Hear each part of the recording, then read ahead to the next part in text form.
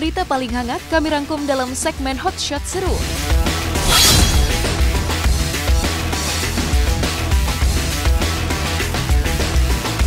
Tak ingin tinggal diam terkait dugaan pelecehan melalui media daring yang menimpa anak Nafa Urbah beberapa waktu lalu, Kak Seto menyambangi Polda Metro Jaya guna memantau perkembangan kasus tersebut.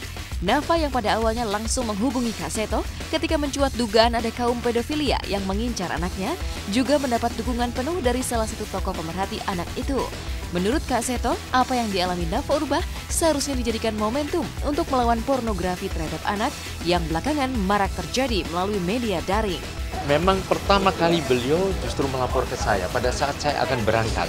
Nah, pada waktu itu saya juga arahkan untuk mengunduh beberapa alamat. Saya dengar sudah ditangani juga oleh Kementerian Pemberdayaan Perempuan dan Perlindungan Anak.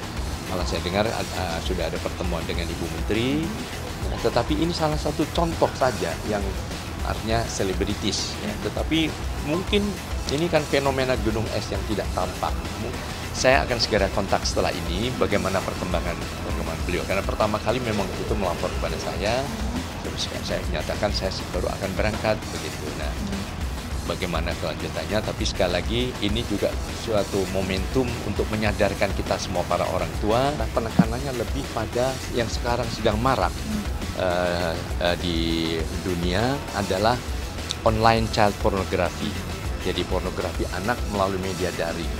Nah, ini yang harus diserukan kepada semua para orang tua, masyarakat, para guru juga untuk melindungi anak-anak atau putra-putrinya.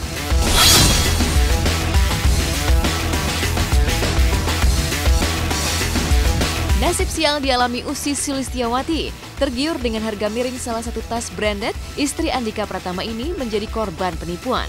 Bermula dari komunikasi dengan seseorang yang mengaku sebagai sahabatnya, Usi yang ditawari untuk membeli tas seharga 117 juta pun menyanggupi dengan membayar DP sebesar 40 juta rupiah.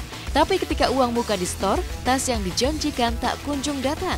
Meski uang senilai 40 juta melayang, tapi Usi bisa lega ketika pelaku penipuan tersebut akhirnya ditangkap polisi. Beberapa bulan yang lalu, April atau Mei, aku tuh di WhatsAppin sama cewek Indah Alexa. Aku memang punya teman namanya Indah Alexa. Jadi ternyata dia palsu. Dia bilang ini nomor telepon Indah Alexa yang baru lah intinya. Terus si Indah ini kata-katanya tuh sama banget kayak kata-katanya Indah asli ini kalau ngomong sama aku. Terus karena profil picture juga sama, jadi aku pikir ya udah emang ini benar. Aku tidak meng-cross check atau mengkonfirmasi sama Indah aslinya. Harganya itu sekitar 117 kalau nggak salah. Dia bilang boleh nggak minta DP-nya dulu 40 juta. Akhirnya aku sayang bentar ya ayah. Akhirnya langsung aku transferin tuh 40 juta ke si Indah. Jam 3-an aku telepon tuh udah nggak aktif-aktif. Sampai akhirnya aku bilang wah aku telepon ke nomor yang lama deh. Aku telepon nomor yang lamanya Indah. Aku pikir tuh nomor lamanya Indah. Terus dia angkat sama si Indah, kata Indah enggak, aku nggak jual tas, aku nggak ada hubungannya atau aku nggak pernah hubungin kamu lagi butuh uang. Dah. Karena aku baru tahu kalau itu aku ketipu ke Polres Jakarta Selatan. Terima kasih untuk semua jajaran di Polres Jakarta Selatan yang udah bantu aku hingga hari ini. Akhirnya penipunya ketangkep.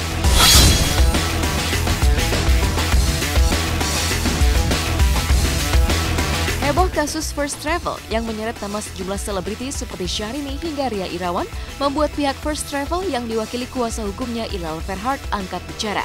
Menurut Ilal, Syahrini yang pernah menggunakan jasa First Travel untuk menunaikan ibadah umroh semestinya berbicara secara terbuka di depan publik. Apalagi sejumlah selebriti tersebut besar kemungkinan akan dimintai keterangan oleh penyidik terkait aliran dana hingga bentuk kerjasama mereka dengan pihak First Travel. First Travel bisa menggunakan para artis seperti Syahrini, Almarhumah Juppe, terus ada Ria Irawan dan lain sebagainya. Tentunya ini semua kan dari pihak First Travel yang menggunakan mereka dengan ikon supaya artinya melihat bahwa artis pun ada yang berangkat melalui perjalanan First Travel tersebut. Ya masalah nanti pun ya artinya Syahrini tidak mau bicara, ya saya pikir Syahrini harus bicara karena Syahrini ini bagian daripada orang yang pernah berangkat dengan First Travel. Polisian akan menanyakan yang berkaitan dengan aliran dana. Katakanlah misalnya First Travel memberikan sponsor kepada artis-artis yang telah berangkat. Berarti kan ada aliran dana. Nah, berarti ini harus dijelaskan apakah Anda penerima bayaran atau tidak begitu. Hanya datang menjelaskan aja bahwa saya ini mungkin saya diberangkatkan oleh First Travel atas sponsor dari First Travel.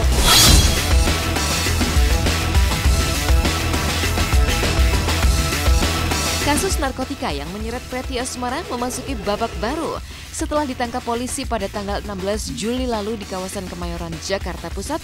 Berkas perkara Preti Asmara telah dilimpahkan ke Kejaksaan untuk ditindaklanjuti. Meski begitu, pihak kuasa hukum Preti masih menunggu berkas tersebut P21 atau dinyatakan lengkap sehingga bisa mendapat kepastian jadwal persidangan. Berkasnya udah dilimpahkan tuh ke Kejaksaan. Kemarin juga kita baru terima hari Selasa ya. Hari Selasa kemarin, berkas dikirim sama penyidik ke Kejaksaan hari Jumat. Nah, baru kita terima kemarin, ditelepon sama penyidik hari Selasa sore itu kita ambil itu. Pengiriman ke Jaksa. Nah, ini dikirim sama penyidik hari Selasa. Ya, hari Selasa dikirim. Kita masih menunggu. Gitu.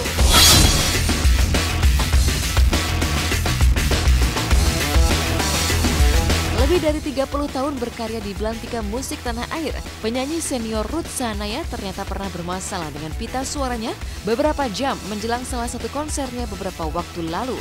Bahkan suara pelantun lagu Kaulah Segalanya itu sempat hilang yang membuatnya dilanda stres meski pada akhirnya tetap bisa tampil bernyanyi.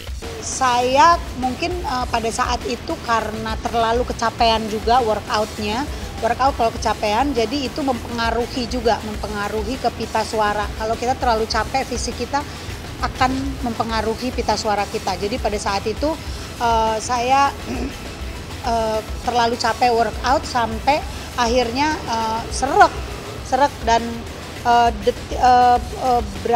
saya akhirnya sampai ke dokter THT, sampai disuntik. Itu saat-saat 3 jam apa 4 jam sebelum naik itu saya coba untuk keluarin suara, nggak keluar suaranya, nggak keluar. Jadi itu pengalaman yang luar biasa sekali saya rasa. Tapi ketika keyakinan itu tumbuh lagi gitu, keyakinan itu nggak bisa, dan saya berdoa minta tolong sama Tuhan untuk jamah suara saya ini gitu ya gitu. Dan akhirnya ketika habis berdoa saya berserah benar-benar sama Tuhan, terus dengan yakin saya nyanyi keluar gitu suara.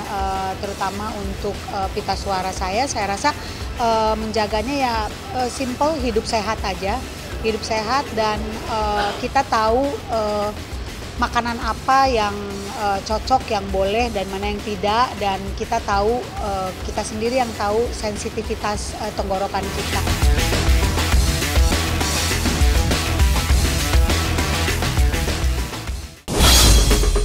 Seperti apa hebohnya gala premier film Warkop DKI Reborn Jangkrik Boss Part 2 yang memiliki cerita jauh lebih lucu dari Part 1?